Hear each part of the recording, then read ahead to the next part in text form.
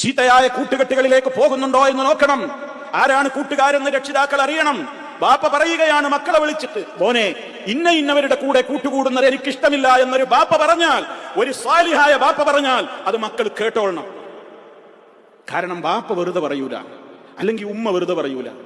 എന്തോ അറിഞ്ഞിട്ടാണ് ആ പറയുന്നത്. മദ്യത്തിന്റെയും മയക്കുമരുന്നിന്റെയും അശ്ലീലതകളുടെയും അധർമ്മങ്ങളുടെയും പിറകെ പോകുന്ന ആളുകളുടെ കൂടെ എത്ര വലിയ എന്റെ ക്ലോസ് ഫ്രണ്ട് ആണെങ്കിലും ഇന്ന് അവസാനിപ്പിച്ചോളണം ആ ഫ്രണ്ട്ഷിപ്പുകൾ മുഴുവനും. ഒരു ബന്ധം വേണ്ട, അത് നമ്മെ തകർക്കും, അത് നമ്മെ നശിപ്പിക്കും. പാപ്പയും ഉമ്മയും എതിർത്തിട്ടും പിന്നെയും ഞാൻ എന്റെ ഇഷ്ടത്തിന് പോകുമെന്ന് കണ്ടാൽ അനുഭവിക്കും മക്കളെ. അനുഭവിക്കാതെ പോയില്ല ദുനിയാവില്ലെന്ന്. ആ ബറക്കത്ത് നിങ്ങൾക്ക് നഷ്ടപ്പെടും. ഒക്കെ വാപ്പയും ഉമ്മയും ജീവിച്ചിരിക്കുമ്പോ വില ഉണ്ടാവില്ല.